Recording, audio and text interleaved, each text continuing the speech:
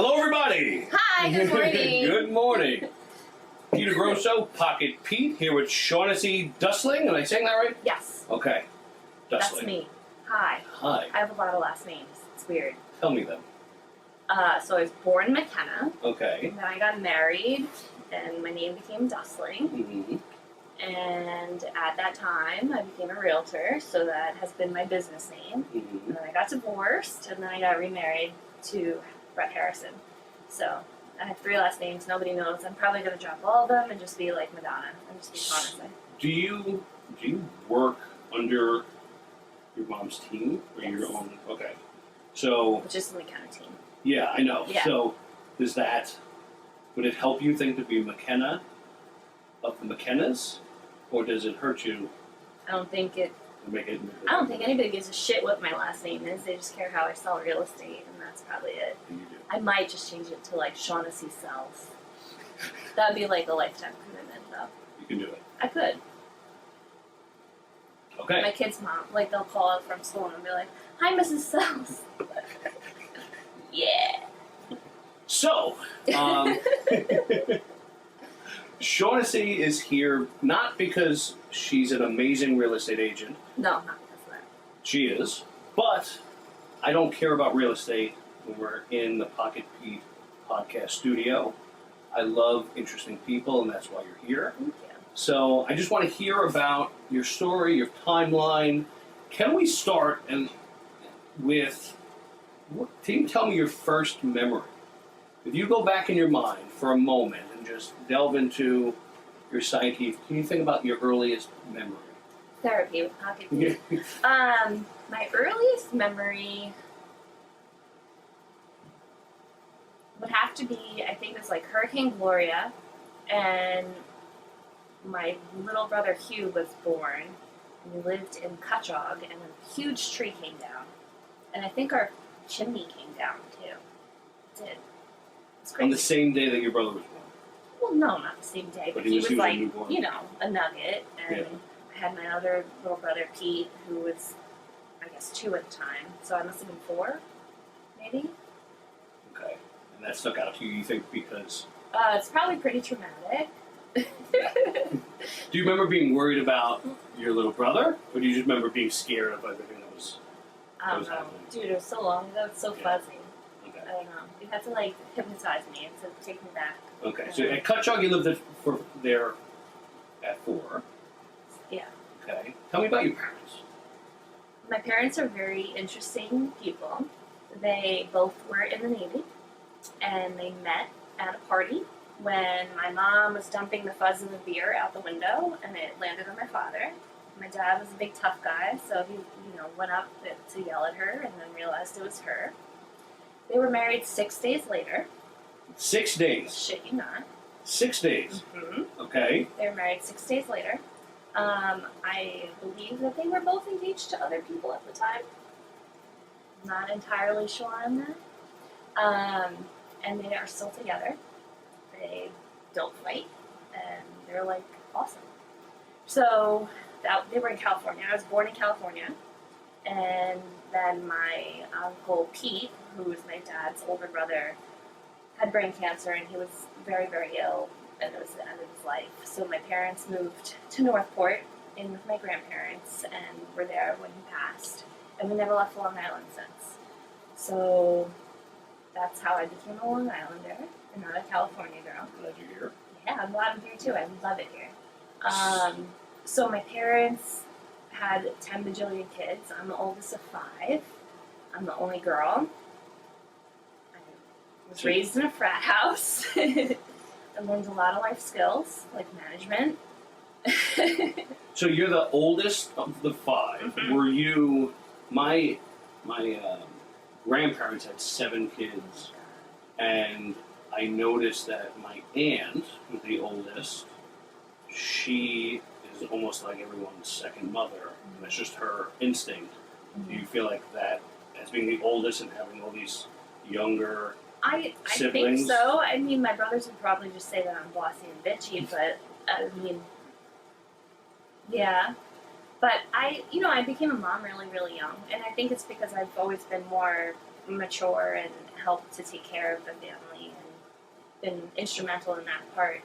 I babysat when I was like 12. I think I was taking care of like 5 kids. And my daughter's 11 right now, and I just can't even imagine leaving her home alone. So I'm like, wow, what a difference. But How old yeah, were you when you had your daughter? 20, I'm really bad at math. 24. 23. I don't know. 23? 23-ish. 23-ish, yeah. Okay. So that was super young. None of my friends were having kids. None of my friends were even married at that time. And, you know, I was right out of college and I got a teaching degree. And by the time schools were calling to hire me, I was already like 8 months pregnant, and I was answering the phone and I was like, yeah, you would be offering me this position if you saw I would stay down there right now. And at that time, I was like, we were cool with staying home, and I really wanted to be a stay-at-home mom. And I loved it. And that was the best thing I ever did my entire life. You loved it. Loved it. Okay. Still love it. Because I'm a work-at-home mom now. Does that feel? Do you feel like that ties into being number one daughter? Quite possibly, yeah. And then, like that you. Family's super important, and like I come from a really, really tight-knit family, and that I think stems from my grandparents. They kept their family so tight. They had 6 kids. My uncle passed, but the rest of us are all very, very tight. I'm really close to my cousins. So we're just like this one cohesive family unit. So that is normal to me. So the fact that like people have broken families or different families was something as an adult I was like, wait, what? It was weird for me because I just come from like this like very, very strong structure. And I think I was like the first person to get divorced in my family too. So that was weird. Congratulations. Thanks. You're paving the way. Hopefully nobody else has to deal with stuff like that. But yeah, so family's always been super important to me. So starting my family very young was just like normal. I don't know. How are you not asking your parents about who they were engaged to and how they broke up with them? You don't know that story? It's none of my business. No? No. Can I sit with them? I don't know. I don't know if they'll tell you. I'm sure my mom is going to watch this podcast and be like, shut up. But I mean, that's super interesting that they were both engaged, they fell in love. My parents are super cosmically connected. Yeah, and they must be. Yeah, and I dig that. I mean, that's pretty cool. Yeah, I would love to see that dynamic and just like, it must be just, is it comfort? Does it feel like comfort? What does it feel like when they're together? Like, how can you describe that connection? Life. Like, you know what I mean? Like, that's the only thing I know. I was very blessed. I wasn't raised in a house where people were fighting all the time. Yeah. I was raised in love. So, like, if you can, like, picture, like, the connection that you and your parents have and then the relationship with your ex that didn't work out, how would you describe the difference? Polar opposite. Okay. Yeah. It's deep, dude. You need, like, a psychology degree to get into this stuff.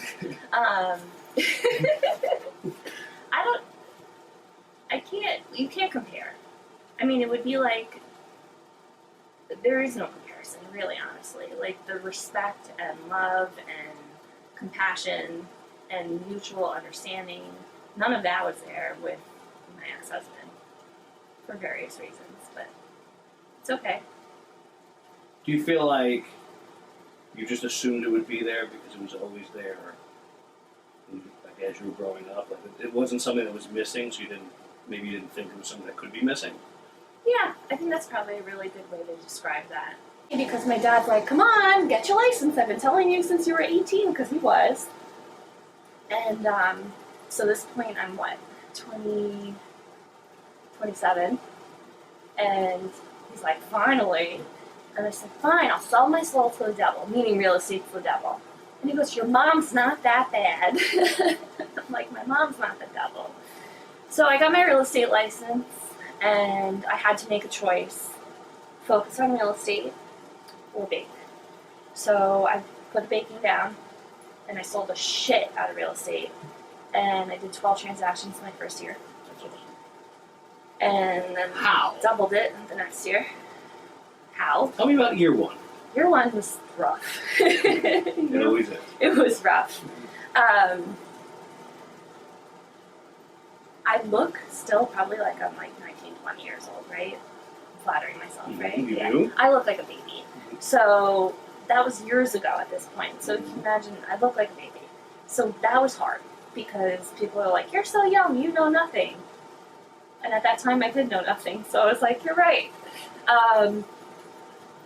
It was hard. How are you even getting in front of people to get 12 transactions? So because you probably got to get in front of 200 people in the beginning to get 12 yeah, I transactions. think if you broke it down to those numbers. Yeah. So my very first transaction, I got a listing. Look at you. I was like, yes. It was in Setauket, and they were for sale by owner, and they were the cutest little old couple. So sweet. And I asked them if I could come preview the house, just so I knew the inventory. I lived in Setauket. So I did. And then, I checked in with them. How's it going? Oh, nobody came. Okay. And I just said, would you give me a chance to give a try? I know I'm new, but it's not going to hurt you. You're not getting any bites. And they're like, okay. So I did. And that was awesome. And I actually, the buyer that brought that house was another agent who then joined our company. And I'm very good friends with him, and he still lives there, which is really cool. So that was a good transaction. And then I think I did like a ton of other stuff, and I think I hit it right at the right time because I'm a Stony Brook alum, and I was doing rentals for like PhD students. So I did a whole bunch of those, and the whole house rentals. So they ended up being like a transaction amount too. I don't even remember the rest of it. How did you, were you living and breathing it because you're at home with your mom? So, was it education and work and 24/7? I think I started with an unfair advantage, like when you compare to other agents that are starting out that didn't come from being the human GPS in the front seat as a kid. You have to think about it, even just the background of my life. My mom's been on the phone negotiating and talking real estate. I've been in hundreds of houses. I've been to open houses with her. We moved a lot because she was in real estate. So I kind of it was in the environment. So I think that subconsciously I learned how to be an amazing realtor from osmosis. Mm-hmm. And so I think that probably gave me a leg up with starting. Did you feel like you were going to make it the whole time? Some days. Some days were hard. Yeah. You think about it like this, and I'm sure you have your own experiences that you can equate it to. I'm 27 years old. I'm living in my parents' basement with 2 children, and I have $0 saved. I don't have a vehicle. I have $80,000 in student loan debt, and I literally didn't have a pot to piss in. And I have 2 little small people. I had no choice but to work my butt off and to figure it out. And this was the only thing that has no ceiling, nobody telling me what to do. Mm-hmm. And that was it. It was sink or swim, bro. And I think the most successful people I've seen had no choice. No choice. And that I think that's the key a lot of times. You have to have a fire in your belly for something. Yeah. And it doesn't have to be desperation. Mm-hmm. And it doesn't have to be, oh my God, I have to provide a life to my kids. You can have a fire in your belly about your own desires, your own goals, your own wants. But if you don't have that, then, you're kind of just sputtering, I feel. So. Yeah, I had other things I was doing, making money, when I got into it, but I fell in love with it, and I had a competitive streak in me. Yeah. And for me, I wanted to prove. For me, it's proving. I don't think much of myself that in the sense that I don't have a college education. I don't. I have grit, and I want to prove to my kids that effort can get you Everything. everything. So, both my parents don't have college educations. So, for me, I was encouraged to go to college, and it's kind of amusing because if you look, at least at just my family alone, right? So I have a teaching degree. Don't do that. My brother Pete is a doctor, so he did use his college degree. My brother Hugh is a mixed martial artist. He has a college degree. He's not using it. My brother Charles has a college degree in business, and he is in law enforcement. And my brother Brian has a college degree as well, and he's also in law enforcement. So, are we using what we intended on doing? One of us is, and that's it. 1 out of 5. 1 out of 5. Yeah. And that's probably a really close to statistic to probably every college educated a microcosm person. It really is. of society. Exactly. And then I look at my husband, who also went to Stony Brook. He has a teaching degree. He's not a teacher. So it's very interesting to see. I think that my generation was pushed so hard for higher education and to go to college, and it was like, if you didn't go to college, you were a loser. And I think that was really extreme, and it hurt a lot of people, and now a lot of people are suffering with great debt. And what did they get out of it besides a couple of years of years? Right. I think college should be a choice, and it's interesting to see the mind shift change. And even the other day, my father was playing Life with my kids, and so he's reading the thing, and he's like, okay, well, you have 2 choices. One is you go to college, and you get better career opportunities, but it takes time and money, or you just start a job. And he goes, well, I think you guys should just start a job. And I was like, if the walls had ears, man, because that would never have been a conversation in our household back then. So it's very interesting to watch at least our house's mindset change Right. on that. It's interesting. Yeah, and I agree with you. College is Wonderful. It's wonderful, But the goal. I think the goal of college needs to be different, and the price of college needs to be different. 100% agree. Especially the way technology is today, we don't need it to cost that much. No. When I was an iron worker, I got hurt. I spent years. I had surgeries, and I was just going through some stuff. And I found Yale University and Harvard University courses on iTunes. That's cool. And I was able to. I mean, I'm not Harvard educated, but I sort of went through an economics That's awesome. courses through Harvard and Yale. So if they can do that, it shouldn't cost $50,000. 100% agree. There's a better way. It's funny, there's so many life lessons that we should have learned in high school and college, and I think our country really, really needs to get down to basics. Taxes, I'm still learning that crap. Stock market, I know nothing about, really. Investing, retirement. I spent so much time learning sine and cosine and the Pythagorean theorem. Fuck. Could you have taught me about taxes? Right. Let's start there. Can we have talked about elder care? Really? That would have been so much better of a lesson. But I digress. So, all right. So, year 1, you did 12. Yeah. Stress. Learning. Fire. How was your relationship with your mother during all this? Good. Is she excited to have you? You start off on the team with her? Mm-hmm. So you guys are working together every day, coming home together. Yep. Sleeping in the same house, Yep. getting up, work, and it's all happy. Yeah. That's awesome. Yeah. And year 2? Year 2, I did enough business in my first year that I felt financially stable enough to rent a house and have my own little pod with my girls and myself, which was really awesome. And it was such a great feeling. To be able to do that was incredible. It was a year to the day. I achieved my goal, which was totally awesome. And then it was oh crap, guess what? Kids are going to need braces soon. I still have a lot of debt. I need to pay off all of that debt. I can't live with something like that over me. It's just that I'm not wired like that. So I had really big goals. I still have really big goals. And I work every day, all day, towards them.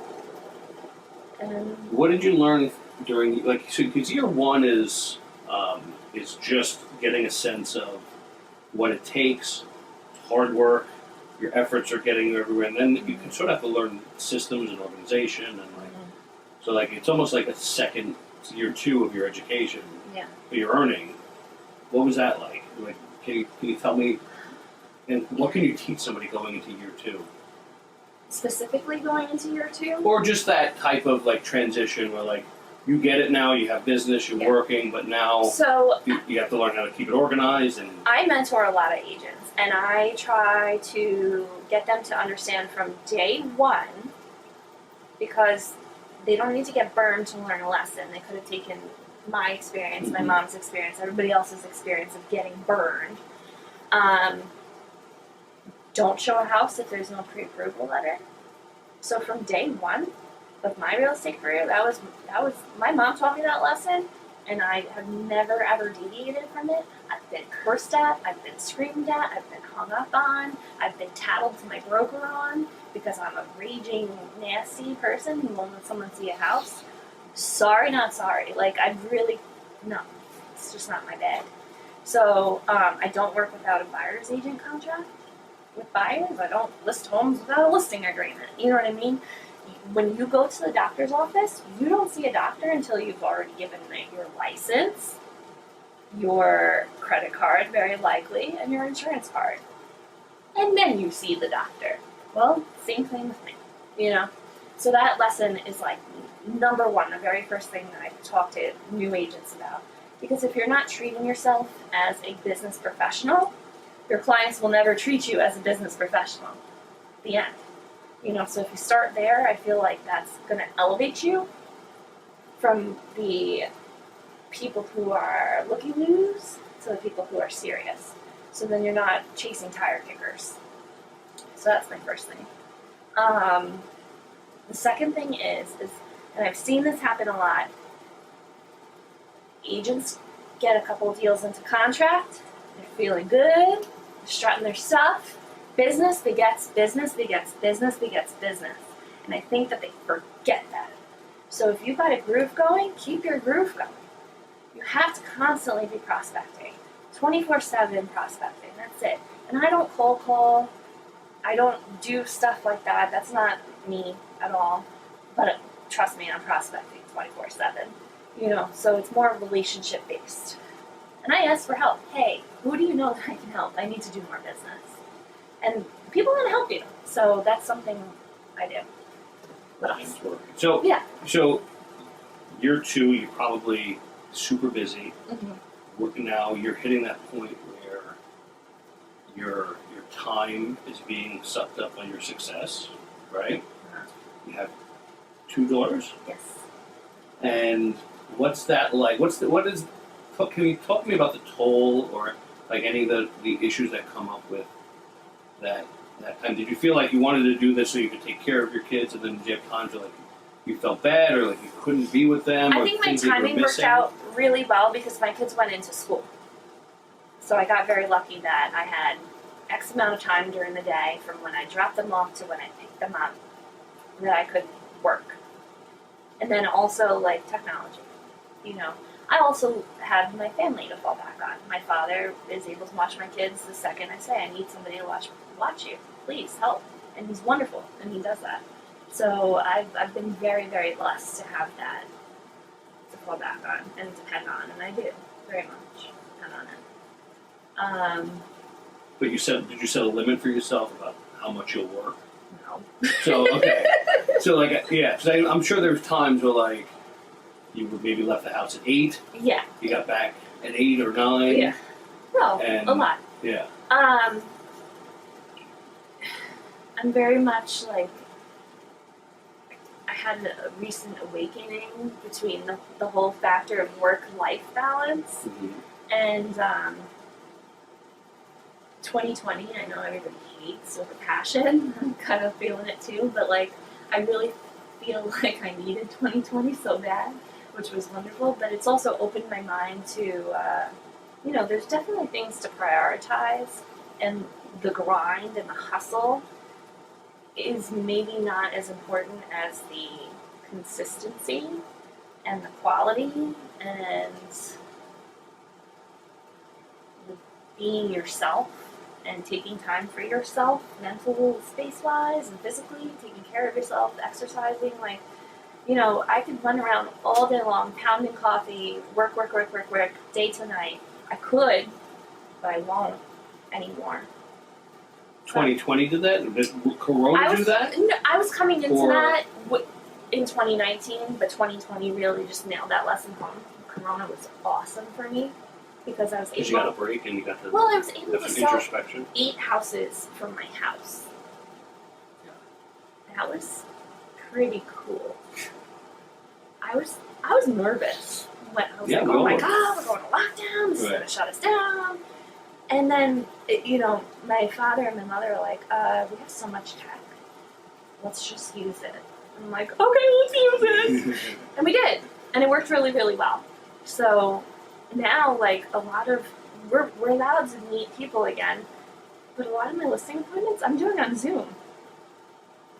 Yeah, the world has shifted. Why am I semi-permanently schlepping it out at 8 o'clock when it's convenient for my people? When I can be home with my kids and be like, guys, I'm going to run upstairs on the computer for half an hour. Here's some snacks, do my work, have them sign everything digitally, and I'll say, okay, the photographer will be there on Tuesday. That's a game changer. It really is for us. And I think that it's foolish for us to go back to the way we were doing things because we can't. I think we learn lessons, and I think that we need to implement those lessons. And I personally am definitely doing that. Yeah, so you've continued Zoom, obviously. Mm-hmm.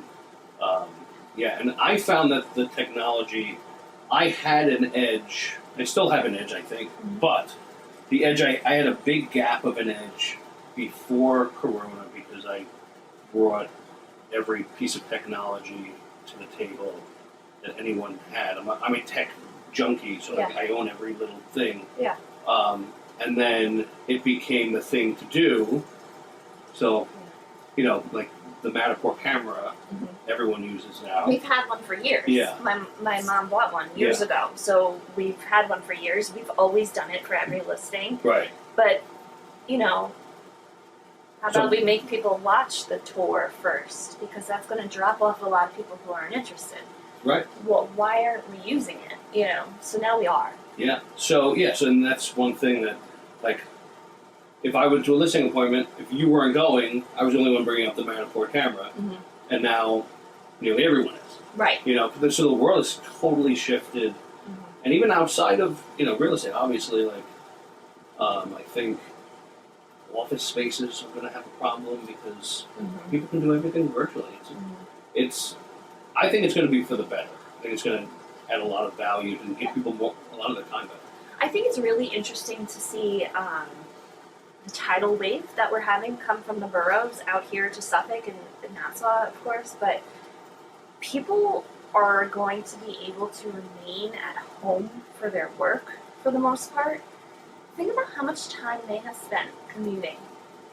Now they can exercise. Now they can spend more time with their family. They can have dinner at home with their family. They can have a hobby.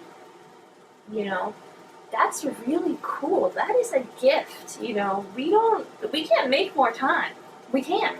We can make tools. We can make technology. We can, spend money to do things. But the one thing that we all can't do is create more time. So for people to get the gift of time from coronavirus. Thank you, Corona. Thank you. Cheers to Corona. That is really kind of incredible when you stop and step back, and obviously it's really an awful, awful thing. So many people have lost people that they love. But it's like 2020 took us by the shoulders and shook the crap out of us and said, wake up! And I I woke up. Like, I really feel like, I'm like, okay, you're right. Let's do this different. And I feel really good about that. Good. And I feel like I've spoken to a lot of people that do feel really good about that, and then I kind of feel a little bit guilty because I feel good about that, but I'm just trying to keep spreading the message of like, listen, we're still here. Yeah. Let's do something with it. I mean, and I think you should not feel guilty because what you've done is, for those that have been hurt by it, you're at least giving some purpose to their loss by creating some good in the world too. Yeah, it wasn't in vain. Yeah. It really wasn't. I don't know. Probably didn't answer your question. I don't even remember what it was. I don't know what it was either, but I like the answer. I thought a lot. Whether it fit or not. Womp womp. So, all right. So, how is life going on right now that you're out of Corona? No, we're still very much in Corona. Let's not we're forget. not. I'm sorry. We're out of lockdown. Yeah.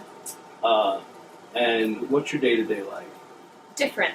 So since March, I've had my children home, and I have decided that I'm keeping them home this year at least. So my day is going to be very different because I will be home with my kids. My husband is home, so if I need to run out to open the house, whatever I need to do, final walkthrough, whatever the situation is, there's an adult in the building. But so a lot of my time is spent with my kids. We go to the beach. We go for nature walks. We do arts and crafts. We've been doing a lot of work on our new house, our new very, very old house. I work. I'll be on the phone like this, painting, hanging off a ladder. But that's normal, right?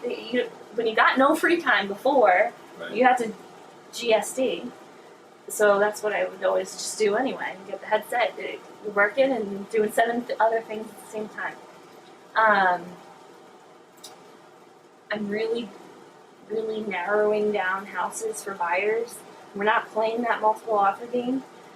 My buyers that can't compete because they have really low down payments and they need a seller's concession, I've been very honest from the day of meeting them.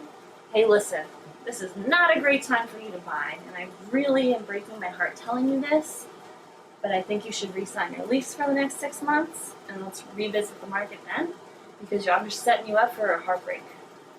And a lot of my buyers have been really respectful of saying thank you for that, and they've re-signed their lease. And I'm not running around with the chicken, like a chicken with my head cut off, and I'm not breaking my clients' hearts 17, 18, 19 times. I'm not doing that. So, but that's a choice. Mm-hmm. That's my choice. I'm here to consult them. This market is crazy right now, and it's not for the faint heart. And if you don't need to buy right now, you probably shouldn't be buying right now. And I'm probably gonna get tomatoes thrown at the computer for saying that. But we're here to guide our clients and be their fiduciary. Right. And if I'm helping somebody get a home because they want one versus needing one, and I am willingly putting them upside down, that's not something I'm willing to do. They can find another agent. Good for you. And I'm probably tomatoes are wow.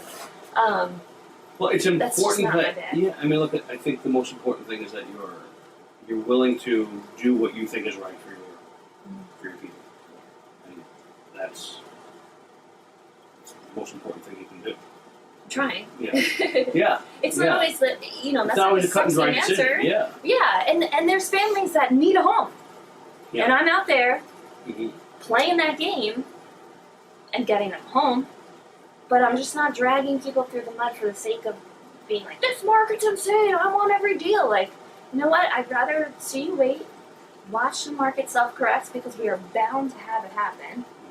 Maybe we'll loosen up our inventory a little bit, and then they can pick from 3 houses rather than being pigeonholed into one that doesn't really work, but it's the only one that they can afford, and while they got an accepted offer, so they should take it.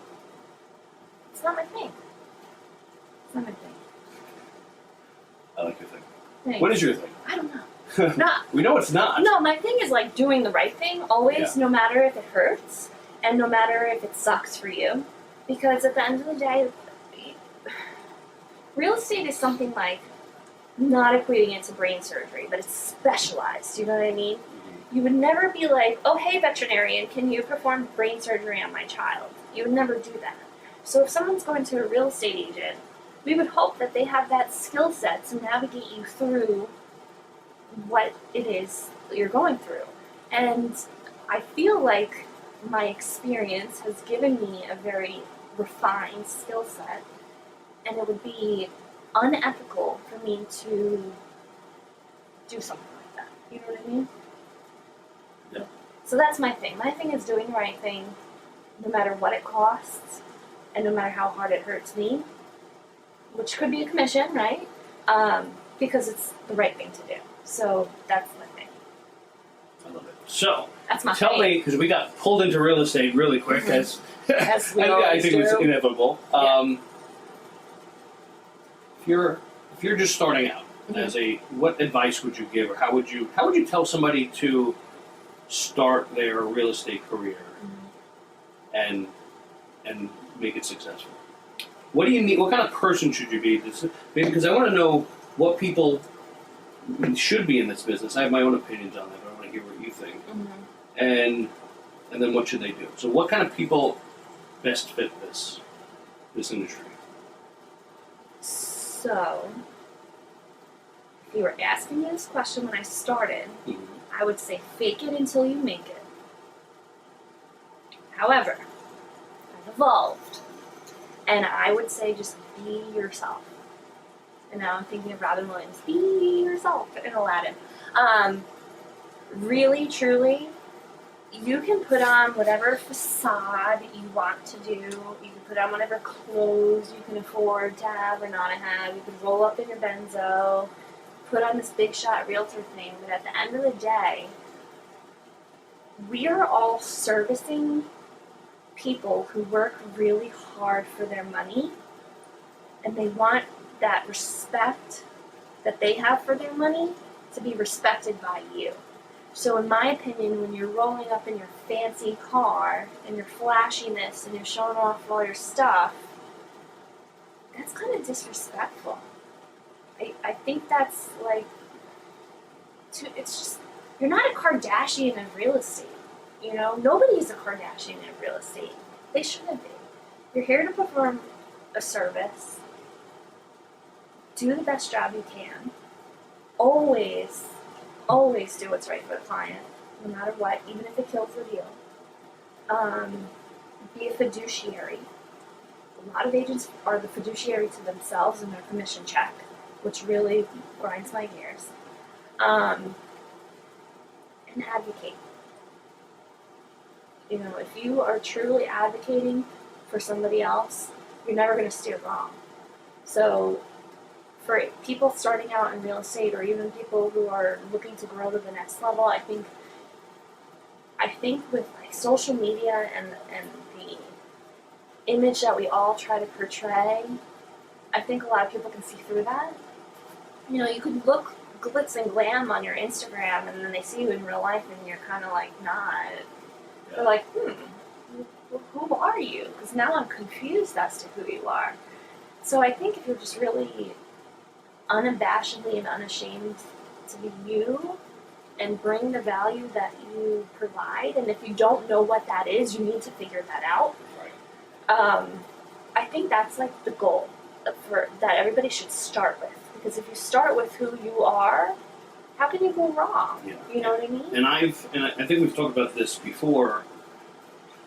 For me, and the things I try to teach my agents and trying to get them to go on social media is that they have to be themselves. And if they are themselves, they're going to attract people that naturally fit well with them. So now you're attracting an easy, happy situation because you're putting yourself out there as yourself, and those people that fit with you will connect with you. And I think a lesson I learned early in the business is I was trying to snag up as much business as possible, because when you have scarcity, you know, you feel a certain way. But when you come from abundance of I'm happy to help people, you get to cherry pick who you help. Right. So I recently went on a listing appointment, and God help me, this woman was just miserable. She was so miserable. And I was like, I'm not the right agent for her. I'm just not. And so it was like a 10-minute appointment. She showed me the house. We sat down and was like, well, these are your comps. This is your asking price. Have a nice day. I hope you do really well. And I didn't ask for the contract or anything because I did not want it. Yeah. I can't take the drain. And you know what? At the end of the day, like, I'm a bleeding heart, and I just can't pour into her like when she's like a strainer. You know, I'm just like, I can't. And that's okay. Someone else can help her. You know. But she was given the proper information at least, so hopefully she'll take that and succeed in her goals. But I learned quickly that if your vibe attracts your tribe. And then if you could work with people that you gel with on a regular basis, work becomes so much nicer. Mm-hmm. And your expectations are very well known between both of you, the client and yourself. And things just work out really nice, which alleviates a lot of stress and a lot of drama. And, you know, there's a lot of people that I can go chasing after certain people's listings and stuff like that and list different types of people's houses, but, like, I don't want to work for them because I don't like them. You know what I mean? And that's okay. There's a butt for every seat. There is. So I'm not going to go sit in somebody else's seat. I'm happy in mine. Yeah.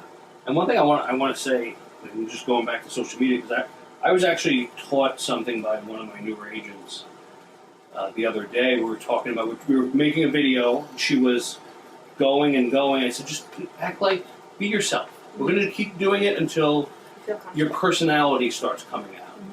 And then it really started to come out, you know, and she started to be herself, and you could see how, you know, her person talking to the camera. And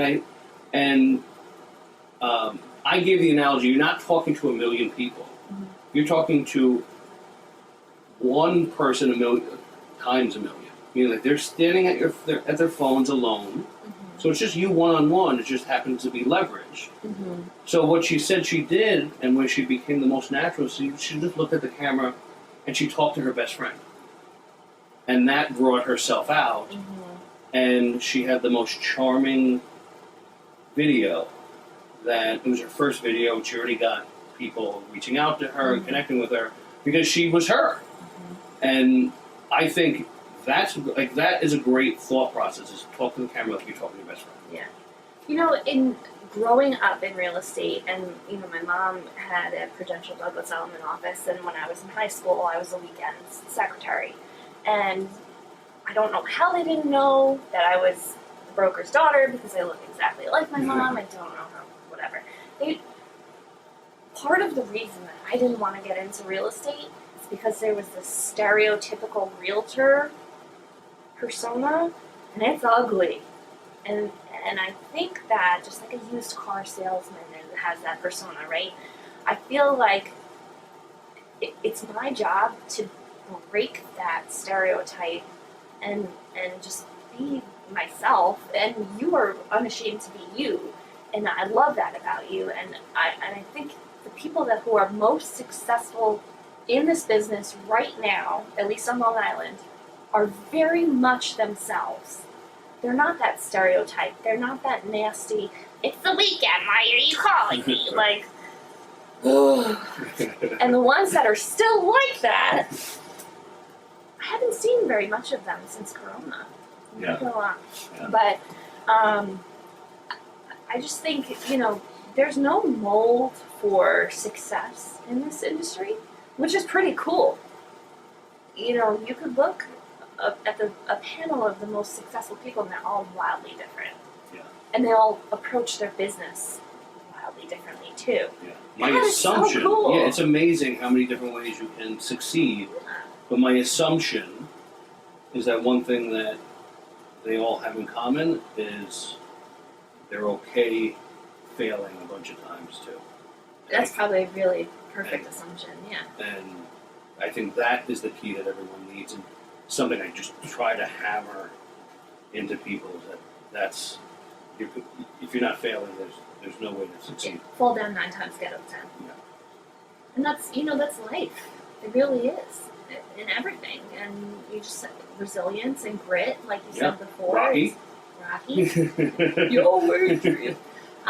You know, just getting back up and getting back into the groove, and brushing yourself off and keep doing it, because time on task really makes a big difference. And you can have some of the most talented people in the world, but if they lack the discipline to be effective, it doesn't mean anything. So it's a really interesting industry, and I feel like someone should do like a psychological study I would on like it. to do that. Like, that would be really cool, and we should talk to like some Stony Brook people, because I think it's very interesting when you think and try to quantify success and all the different parts and pieces and who it is, and it's cool. And that I didn't want to start selling real estate. It was a vehicle for me, but I've grown to appreciate it so much as a career choice. And every day I make that choice. And a couple of weeks ago I was having a really wonderful time with a certain client, and I was kind of about it. And my brother, who's a doctor, is like, "What's the problem?" And I was like, "Oh, this guy is, And he's like, "Well, why don't you do something else?" And I was like, "Like what?"